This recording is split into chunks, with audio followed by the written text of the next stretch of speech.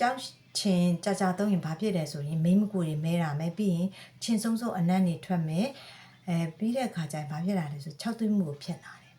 အဲ့တော့မိမကူကျင်းကျင်တို့ကြောက်ချင်ကိုလုံးဝမသုံးပါနဲ့မိုင်းရိုးဆိုလို့ရှင်ပေါ့နော်မွေးထားတာကလေးက2ယောက်ပေါ့အဲ့တော့ရိုးမွေးထားတာလည်းဖြစ်တဲ့အတွက်မိုင်းရိုးရဲ့မိမကူဟာ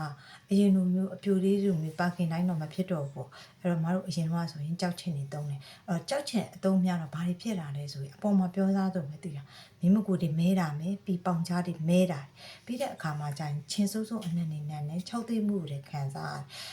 အဲ့လိုမျိုးတွေ့ကြုံလာတော့လေအရန်ကိုစိတ်ညစ်တာပဲသိတာကိုလေယုံကြည်မှုတွေပျောက်ကွယ်လာတယ်အဲ့တော့ငါဘာသုံးရင်ကောင်းမလဲဘာကိုလင်းရင်ကောင်းမလဲအဆင်ပြေမလဲပေါ့ရှာရင်နဲ့အမဒီစီရန်လေးကိုတွေ့ခဲ့တယ်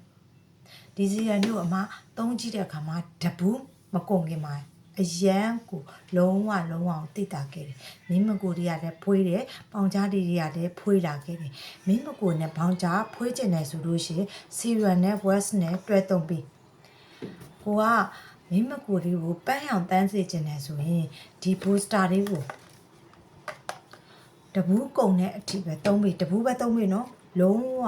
ရလက်ကိုတိတာစေရမယ်အဲ့တော့ကိုကမင်းမကိုတွေကိုပန်းအောင်တန်းပြီးတော့ဖွေးပြီးတော့မှုေးပြီးတော့ကျင်းကျင်တယ်ဆိုလို့ရှိရင်အဲ့အတွဲလေးကိုသုံးကြည့်